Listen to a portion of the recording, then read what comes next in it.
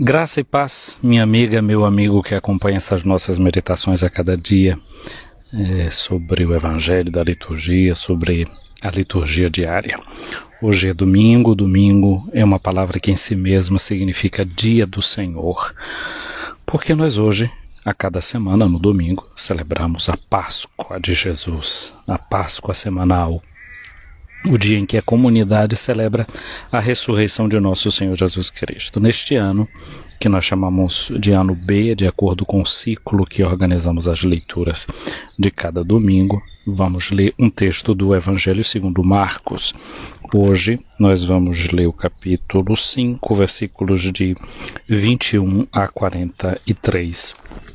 Nós vimos na semana passada Jesus com seus discípulos que atravessaram para a outra margem, não é, do lago de Genezaré, o lago da Galileia, o mar de Tiberíades, vários nomes para um único local geográfico.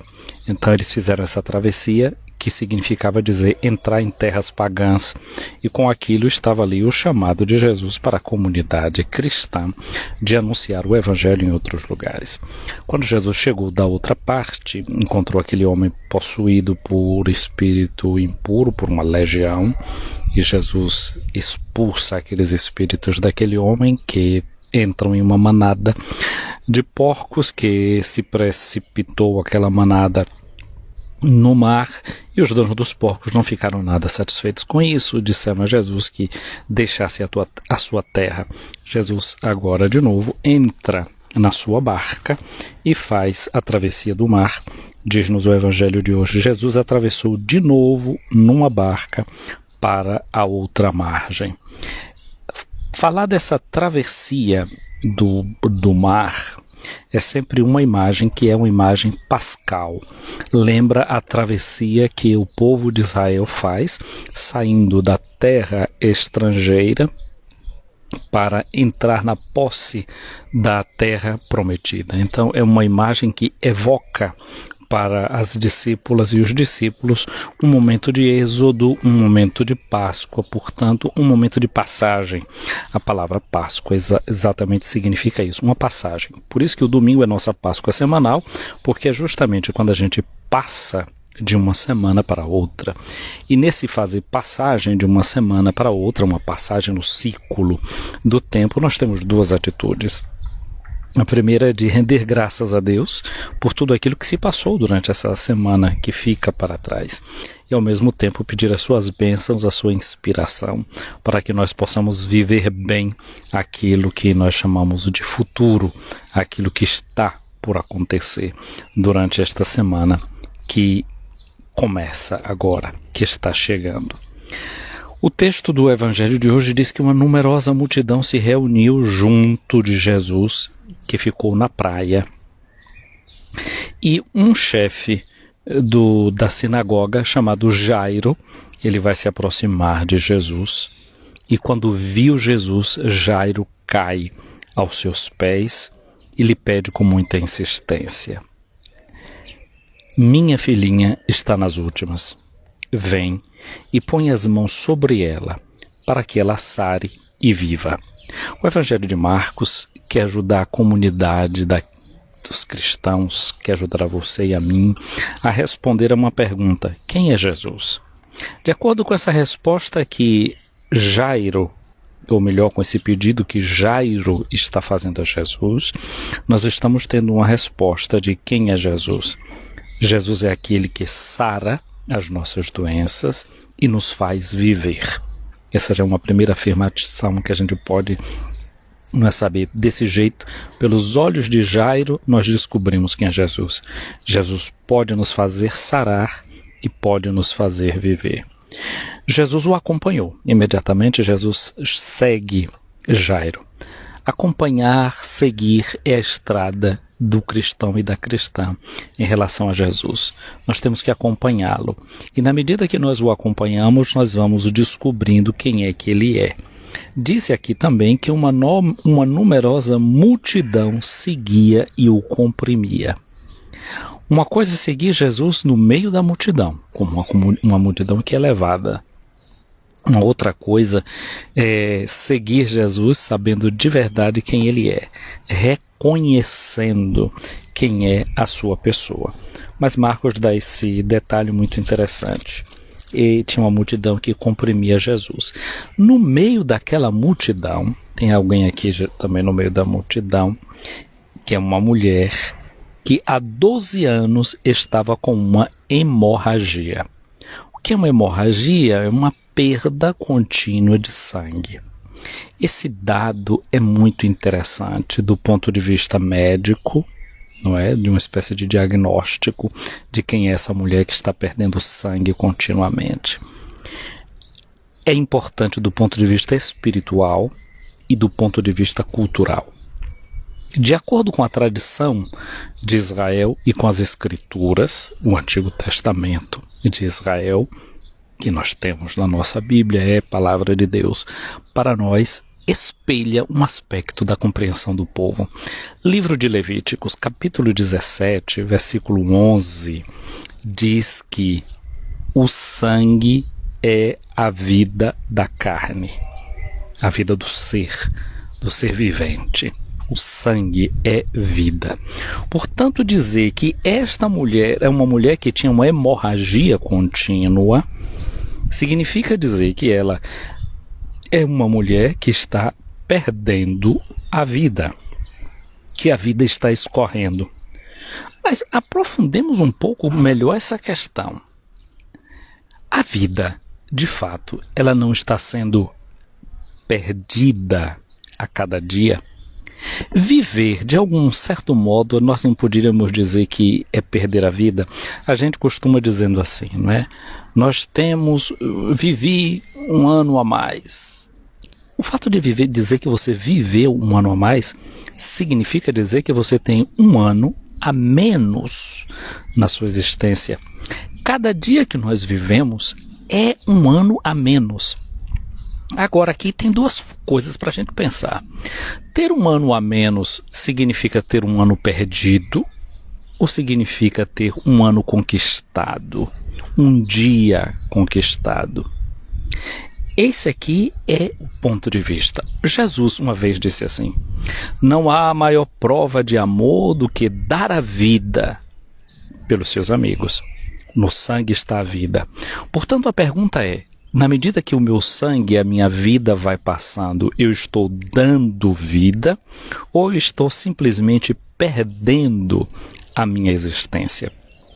Esta mulher, ela é metafórica, ela não tem um nome, ela é uma mulher anônima, portanto ela representa a comunidade, a igreja, ela representa a humanidade, ela representa o próprio Israel.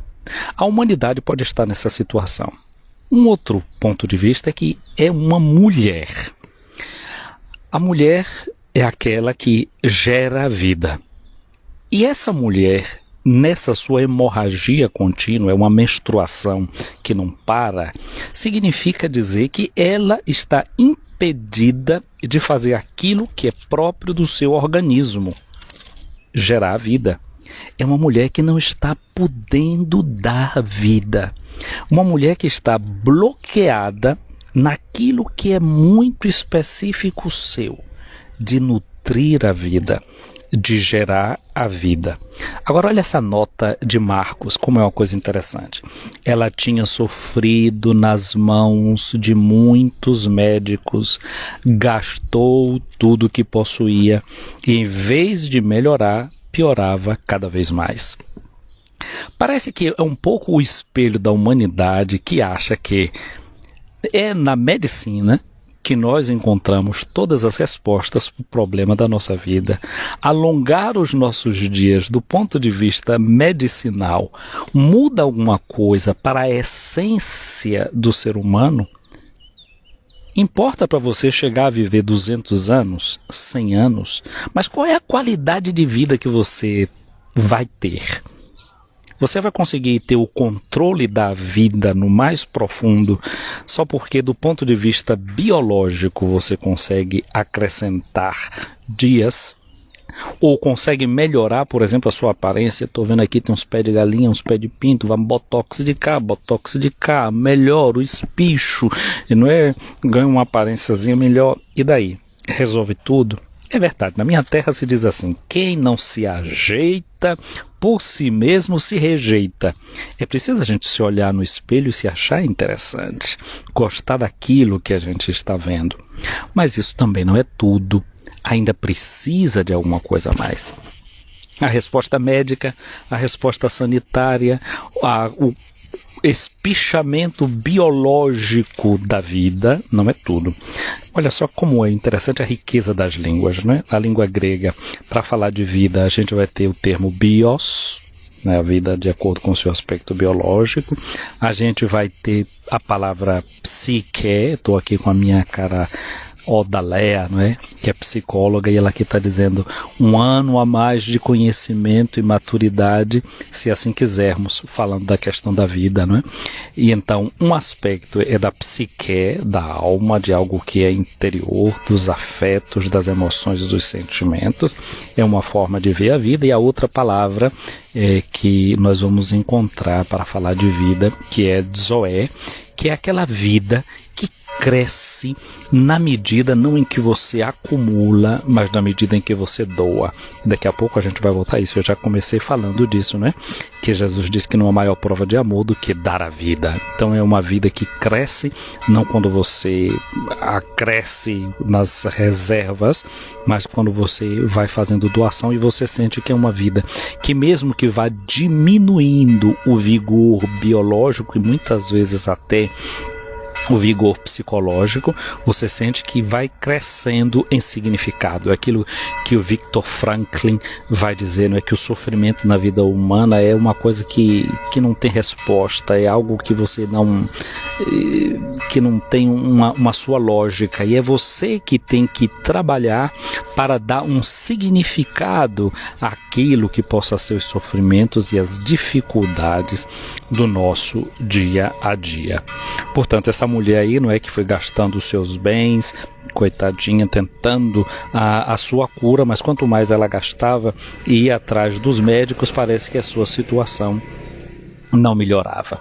Ora, aconteceu que essa mulher, não é, que vai acompanhando Jesus no meio da multidão, ela ouviu falar de Jesus e ela vai se aproximando de Jesus por detrás, sorrateiramente, no meio das multidão, e toca nas roupas de Jesus. Importante aqui pensar o que é que significa a roupa. Não é? A roupa carrega consigo um tom de identidade. Não é? Quando eu passo pela rua na Bahia, e vejo alguém vestido com uma camiseta vermelha e preta, eu identifico que essa pessoa está torcendo para o melhor time de futebol que existe na Bahia, que fala de um estado de espírito muito forte, que é um time rubro-negro que se chama Vitória. Desculpa aí os tricolores, eu não tenho nada a ver com isso não, viu? Podem continuar tricolor que a gente fica numa boa.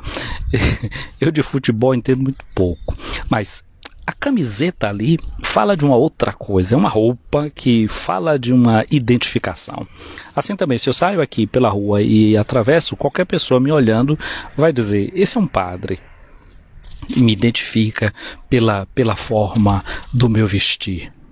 Quando a gente no passado via sempre uma pessoa, hoje um pouco menos, né, sempre vestida de preto, uma volta preta, uma orelha preta, a gente diz, essa pessoa está de luto. A roupa, portanto, fala de uma identidade, fala de um estado de espírito, fala de quem é a pessoa dentro da sociedade, do ponto de vista cultural. A roupa dá uma informação. E a roupa de Jesus, portanto, é algo que fala da identidade dele. Essa mulher, no querer tocar na roupa de Jesus, e esse tocar a roupa de Jesus, o manto de Jesus, significa, a igreja sempre leu assim, como o mistério da sua encarnação. A roupa é uma espécie de um prolongamento daquilo que é a própria pessoa. Então, tocando na orla do manto de Jesus, era tocar em Jesus, tocar em sua carne, tocar na sua existência, tocar na sua encarnação. Então essa mulher toca em Jesus e ela pensava consigo mesma, se eu ao menos tocar na roupa dele eu ficarei curada. Agora é preciso aqui dizer uma coisa, essa mulher com esse fluxo de sangue contínuo, eu dizia no início, é uma mulher bloqueada naquilo que é específico dela, que é de gerar vida. Mas tem um outro detalhe, se essa mulher é uma mulher solteira, ela está impedida de se casar. Homem nenhum vai querer casar com essa mulher, porque ela é uma mulher impura, de acordo com os ritos antigos. E se ela é impura, nenhuma pessoa pode tocar nessa mulher, porque essa pessoa fica impura. Então, uma menstruação contínua. Se ela é uma mulher casada, o marido não vai poder ter relações sexuais com ela. Afetivamente, é uma mulher que está bloqueada, que está impedida de viver a sua sexualidade, de viver o toque, o afeto, de receber o abraço do seu marido, o abraço do seu pai, da sua mãe, se é uma pessoa solteira, das suas amigas, dos seus amigos. Lembra que essa semana a gente viu a cura do leproso e eu já disse, olha, um spoiler para o próximo domingo. Essa mulher é quase como uma mulher que vive a mesma coisa que vive um leproso. O leproso ainda tinha que ficar gritando, impuro, impuro, impuro. Essa mulher agora aqui, no meio da multidão, ela não deveria estar no meio da multidão. Porque se essa mulher passa pelo mercado, o mercado fica impuro. Quem está vendendo alguma coisa não podia tocar nessa mulher, teria que perder as suas mercadorias. É uma questão muito, muito complicada dentro dos esquemas antigos. Essa mulher resolve tocar em Jesus. O que significa dizer isso? Significa que essa mulher fez um sacrilégio, um crime religioso. Isso foi o que ela fez. Ela não deveria ter feito aquilo. Ela era impura, não é? E tudo que era assim de um lado visto como algo impuro, as pessoas, logo uma doença, portanto, as pessoas viam nisso, diziam assim, tem algum pecado por aí, essa pessoa está expiando alguma pena. Então essa já era uma primeira coisa. A segunda é que ela age dessa forma sacrílega, tocando em alguém o que ela estava proibida de fazer. Ela está transgredindo a lei.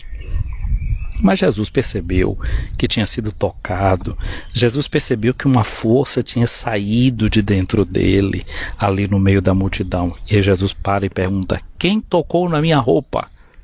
Lembra que Jairo, quando chegou diante de Jesus, se curvou diante de Jesus e pediu pela filha dele. Não é? Agora Jesus ali pergunta, quem tocou na minha roupa? Essa mulher deve ter se abaixado, porque para tocar na roupa de Jesus, na borda do manto de Jesus, se jogou ali também pelo chão, no meio da multidão, foi lá, se abaixou, tocou na roupa de Jesus. E Jesus, então, sentindo isso, os discípulos dizem, mas estás vendo que todos te comprimem e perguntas, quem me tocou? Ele, porém, olhava ao redor para ver quem havia feito aquilo. A mulher, cheia de medo e tremendo, percebendo o que havia acontecido, veio e caiu aos pés de Jesus e contou-lhe toda a verdade. Diz que foi ela. Ela está tremendo, porque ela sabe que ela fez um sacrilégio, que ela fez o que não deveria ter sido feito. Disse toda a verdade, confessou ali diante de todos. E Jesus disse para a mulher, é uma mulher sacrílega, é uma mulher que fez alguma coisa que não deveria ter feito, que era contra a lei. Jesus disse para ela, filha, faz como Jairo pediu pela sua filha. Jesus agora considera essa mulher também como sua filha e diz para ela, tua fé te curou. Jesus não viu nenhum sacrilégio no que a mulher estava fazendo. Jesus não enxergou nenhuma transgressão à lei, de acordo com o que ela fez ali. Aquilo que a lei considerava algo que era uma transgressão, Jesus não olhou desse jeito. E diz para ela, a tua fé te curou. E disse ainda uma outra coisa importante, vai em paz e fica curada desta doença. Olha como é diferente o jeito de Jesus pensar, enxergar e ver as coisas. Jesus cura as relações pelas raízes.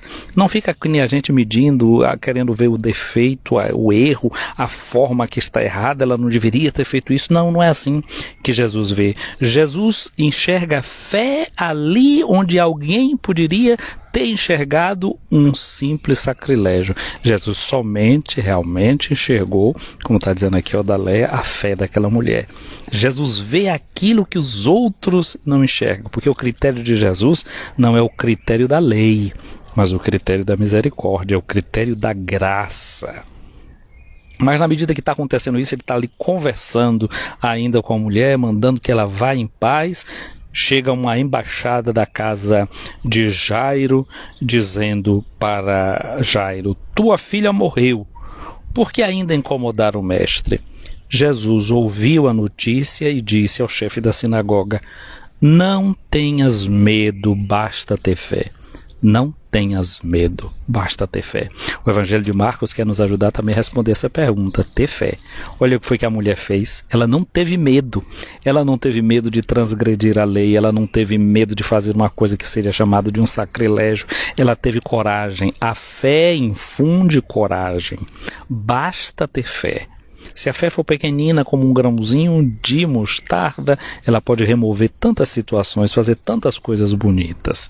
E é isso que Jesus está nos dizendo hoje também. Não ter medo, basta ter fé. Como diz Jesus, basta-te a minha graça.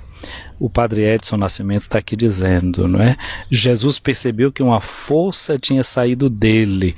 Jesus cura nossas relações pela raiz. Exatamente, padre Edson, é isso que acontece. Não é essa coragem que a gente tem que ter, se aventurar por caminhos novos, por experiências novas. Muitas vezes a gente quer se apegar, se aferrar a certas estruturas caducas, certas coisas como sempre foram feitas e porque foi sempre assim. Isso tem um grande valor, mas é preciso a gente ter a coragem realmente dessa mulher. Essa mulher hoje dá uma lição para a gente e Jesus nos dá uma outra lição, que é a lição de saber avaliar bem a profundidade das coisas. Não nos acomodarmos com um olhar superficial. Não nos acomodarmos com um olhar superficial, né? E o olhar superficial, esse olhar de chegar até a raiz, precisa, não é, escavar realmente e ir muito fundo para a gente não se perder, não é, nesse olhar externo. Então basta-te a minha fé, basta ter fé. E Jesus não deixou que ninguém caminhasse com ele, seguisse aquele pedaço de caminho, a não ser Pedro, Tiago e o seu irmão João, que são os mesmos que estarão com Jesus no Monte da Transfiguração, estes que vão estar bem perto de Jesus também, no Monte das Oliveiras, naquela hora de tanta dor e sofrimento, quando Jesus vai suar sangue. Então, quando chegaram à casa do chefe da sinagoga, Jesus viu que tinha uma grande confusão ali, gente chorando, gritando, não é? Porque existia até uma profissão no passado, chamada de carpideiras, era gente que ganhava a vida chorando em enterro, né? Então estava ali tocadores de flauta que tocavam as músicas tristes para o povo ficar chorando. Então Jesus viu toda aquela confusão, toda aquela gritaria, e disse: por que essa confusão? Por que esse choro? A criança não morreu, está dormindo. Então, eu já disse, essa página do Evangelho é uma espécie de catequese sobre a ressurreição, mas na ação, nos gestos concretos de Jesus. Então aqui a forma que os primeiros cristãos enxergam que a morte é um sono. Eu já disse isso na semana passada, não é? Cemitério, coemitério de coemeses, que significa sono em grego, significa lugar onde se dorme. Para nós, para a comunidade cristã, a morte é vista isso como um sono do qual a gente vai ser despertado. Mas as pessoas começaram a caçoar de Jesus e ele mandou que todos saíssem, menos o pai, a mãe da menina, os 3 discípulos que o acompanhavam. Depois, entrando no quarto onde estava a criança, Jesus pegou a mão da menina e disse: Talitá cum. Os especialistas até notam que aqui tem um erro de grafia, porque não deveria ser Talitá cum, mas Talitá cumi. Então prova até que Marcos não era assim tão inteirado da língua de Jesus. Pode ser alguém que está de fora da comunidade, que é esse que está escrevendo esse evangelho, mas tirar dessa nota de curiosidade, de preciosismo, né? E o que é que significa essa palavra? Ele traduz, sinal de que esse evangelho não foi feito por uma comunidade que falava essa língua, né, que significa: menina, levanta-te. Levanta-te é o verbo grego egeiro, que é o mesmo verbo que serve para falar da ressurreição. Então essa ressurreição, hoje Jesus nos convida a ressuscitar, hoje é domingo, domingo é o dia do Senhor, é o dia da Páscoa semanal, lembra o mistério da ressurreição de Jesus e a nossa futura ressurreição, o modo de vermos a morte, não é, como um sono, não é? E São Paulo, que vendo duas coisas aqui, não é? São Paulo fala de quem é batizado, de quem é cristão, que deve se revestir de Cristo. Vimos essa mulher que toca no manto de Jesus, né? Nós também somos revestidos de Cristo para dar possibilidade a que outros também toquem em nós com a fé e possam entrar no mistério de vida e de vida nova. E São Paulo vai dizer que justamente essa palavra, levanta-te tu que dormes e Cristo te iluminará. Portanto, a morte vista não como uma coisa que é algo de terrível e que tem a última palavra sobre a nossa vida, mas como um sono do qual nós também um dia despertaremos. A menina se levantou imediatamente e começou a andar, pois tinha 12 anos.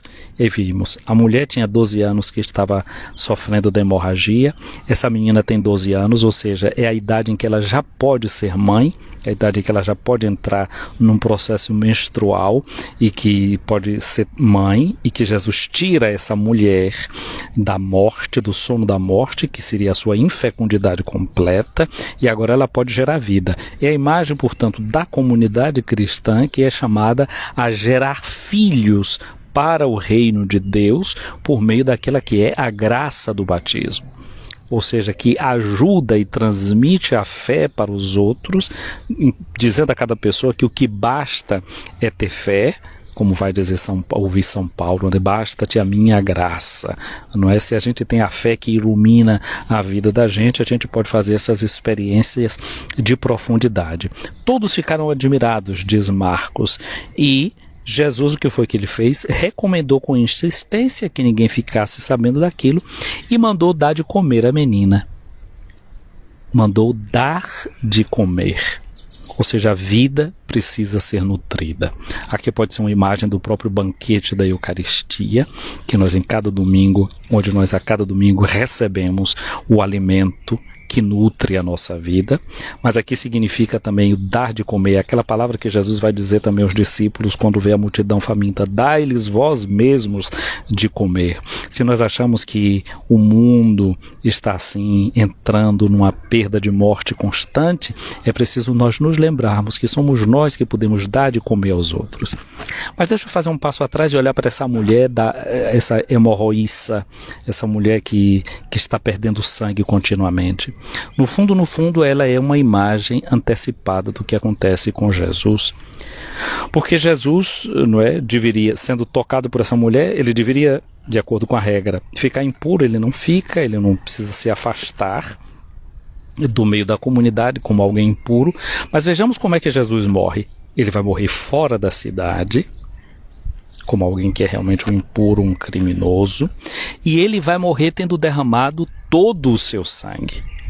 Tanto é que quando ele morre, que o soldado chega e confere que ele está morto, enfia uma lança no seu peito e abre-se e jorra sangue e água. Jesus perde todo o sangue que ele tinha. Não é? A água, no fundo, é o plasma, não é? O sangue e o plasma que é dado todo ali naquele momento. Então Jesus é como essa mulher que não perdeu simplesmente o seu sangue, mas que doou o seu sangue, que doou a sua vida para que nós tivéssemos vida e vida em abundância. Faz essa transfusão de sangue, não é? E com isso hoje até a gente podia lembrar tanta gente que é capaz de doar a sua vida, que doa o seu sangue para que outros tenham vida. E nisso a gente pode entender a palavra bonita também que São Paulo nos diz na segunda leitura de hoje, justamente mostrando-nos Jesus que de rico que era, se fez pobre para nos enriquecer com a sua pobreza. Então que a gente possa aprender realmente de Jesus isso, a generosidade de São Paulo. Conheceis a generosidade de nosso Senhor Jesus Cristo, de rico que era, tornou-se pobre por causa de vós, para que vos tornasseis rico com a sua pobreza. Ele é aquele que no alto da cruz é o hemorroíço, dá todo o seu sangue, dá toda a sua vida para a nossa salvação. Portanto, vamos pedir a Jesus hoje essa graça de nos levantarmos com essa menina do Evangelho de hoje. Vamos aprender com Jesus a dar de comer àqueles que estão passando experiências que lhe tiram a vida, e que nós não tenhamos medo de tocar em Jesus, de ser tocado por Ele, e não sejamos precipitados em nossas análises, não é? De ver muitas vezes infidelidades, onde em situações, sacrilégios, em situações que de fato muitas vezes o que está vendo é uma pessoa movida pela sua fé. Eu quero saudar a muitas pessoas que eu estou vendo aqui nesse vídeo. Moringa Júnior chegando aqui agora, Solange Reinhardt, Deus te abençoe, aí na nossa Cruz das Almas. Jaci Félix aqui, bom dia meu amigo, bom ouvir, obrigado Jaci, Deus abençoe também o teu domingo. Bom dia família, diz Maurício Pintor, então é meu sobrinho, um abraço, Deus abençoe. O Padre Edson, aí nossa Santa Terezinha, Deus te abençoe. A Odalea, aqui na Suíça, Everilda Menezes, Will Oliveira aí em Amargosa, um abraço. A Rose Santos também em Amargosa, a Irmã Heró em Bom Jesus, na Diocese de Bom Jesus da Lapa. Agora Santana, se eu não me engano, essa é a cidade. Daqui um dia vai estar em festa a Senhora Santana. Eu até lembro, nesse ano, depois eu vou colocar aqui um vídeo nos grupos, que o Papa Francisco fez saudando a todos os avós e os avós, que no próximo dia 26 tem o seu dia, e ele lembrando então, colocando na igreja, será celebrado pela primeira vez esse dia do idoso, o dia 26 de julho. Então estamos a 29 dias dessa data. Um abraço para Nil Sampaio, para Manuel Roque, Joyce Oficial, Shirley Sena. Então um abraço a Bia Cláudia Freitas aí em Belo Horizonte. Que Deus nos abençoe, que tenhamos um domingo realmente cheio da graça e da luz de Deus, inspirados por essas imagens que o Evangelho nos traz no dia de hoje. Um abraço também para Grace Lima aqui chegando na nossa transmissão. O Senhor esteja acima de ti para te proteger, o Senhor esteja diante de ti para te guiar, o Senhor esteja atrás de ti para te defender, ao teu lado, para te acompanhar, dentro de ti para te abençoar. A bênção de Deus Todo-Poderoso, o Pai, o Filho e o Espírito Santo, desça sobre ti, minha amiga, meu amigo, e permaneça para sempre. Um feliz e abençoado domingo, feliz Páscoa semanal.